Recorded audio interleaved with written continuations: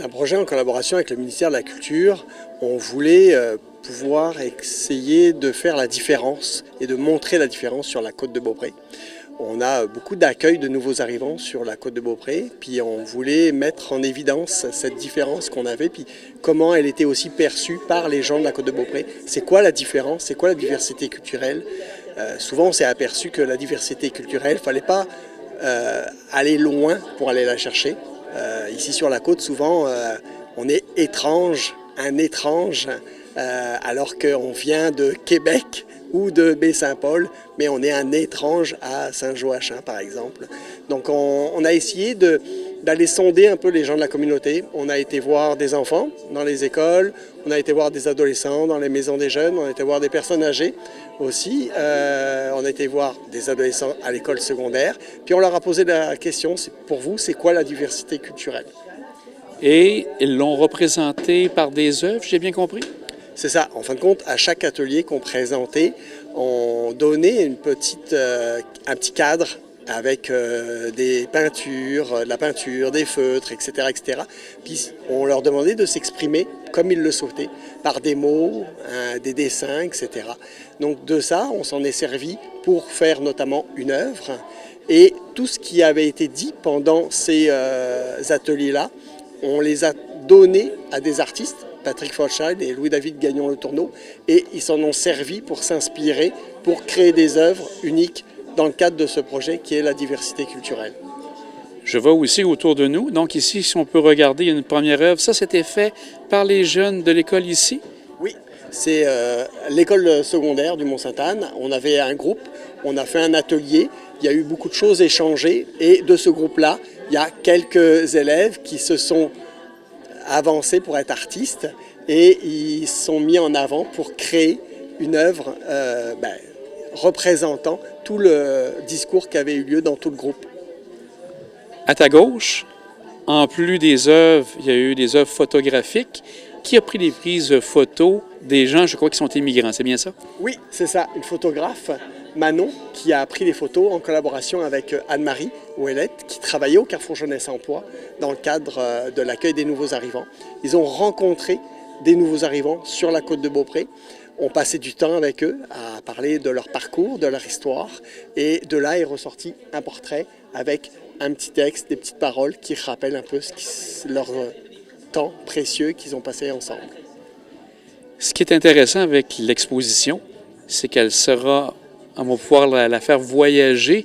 Donc, tu donnes la possibilité aux gens des municipalités, aux organismes qui souhaiteraient pouvoir la présenter. Vous allez prêter les œuvres à ce moment-là. Oui, c'est ça. On a choisi de prendre les œuvres, toutes les œuvres en photo, de les mettre sur un support capable de résister à l'extérieur. Et on a fabriqué des supports en métal pour l'extérieur. L'objectif, c'est de faire circuler cette exposition de manière gratuite dans les différentes villes de la côte et ailleurs, si d'autres veulent se l'approprier, afin de pouvoir faire circuler au maximum ces œuvres, tout ça, toutes ces paroles, parce que c'est vraiment, ça vient de la communauté. Donc on veut rendre à la communauté par ce geste-là.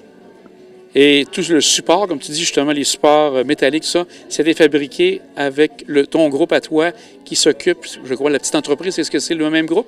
Alors, l'origine, c'était ça. Mais malheureusement, ça, c'est un projet qui date de 2019.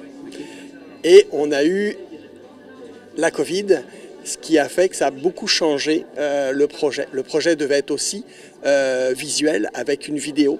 Et oral aussi, puisqu'il devait y avoir un texte, mais on a dû abandonner une partie.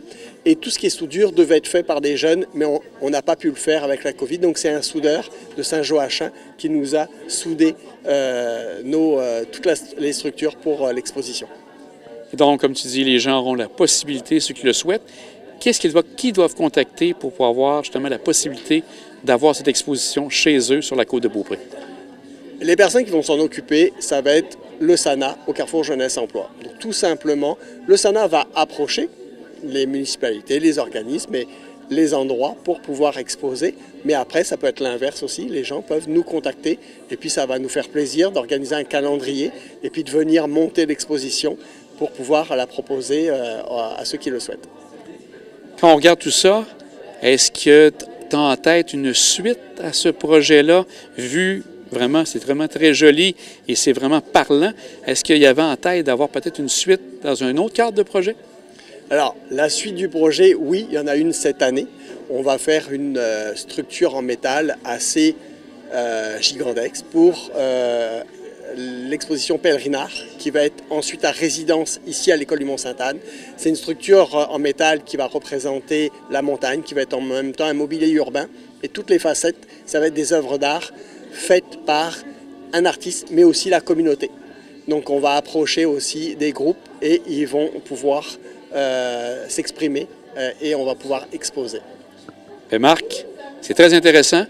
Je souhaite que les gens vont t'appeler ou joindre les gens du Sénat en grand nombre pour pouvoir voir tout ça, parce que c'est vraiment très beau. Un grand merci. Merci. À très bientôt. Merci bien. Qu'est-ce qui va vous amener dans les prochains temps à approcher les municipalités pour faire connaître cette diversité? Oui, alors on a ouvert un nouveau volet au niveau du service d'accueil des nouveaux arrivants qui est destiné à l'inclusion, à l'intégration des nouveaux arrivants en milieu du travail, dans les organismes communautaires. Et le but, c'est vraiment de montrer que sur la côte de Beaupré, l'île d'Orléans, Charlevoix, on a de plus en plus d'immigrants et de plus en plus de diversité culturelle. Et l'objectif, c'est vraiment de sensibiliser les entreprises, les organismes, mais aussi la population, notamment grâce à cette exposition. Et donc, ça va se faire au courant de toute l'année, j'ai bien compris? Oui, c'est un programme qui a lieu tout le temps. Le SANA a vraiment cette vocation à accueillir et à intégrer les nouveaux arrivants. Mais venez, un grand merci. On vous souhaite bonne chance dans ce mandat. Merci beaucoup. Comment tu étais approché par Marc pour participer à ce projet? Comment? Il nous a envoyé un courriel. C'était assez simple.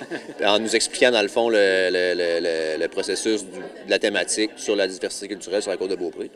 Fait qu'avec trois autres artistes, on a fait chacun notre interprétation, dans le fond, selon notre pratique, de comment on interprétait ça, la diversité culturelle.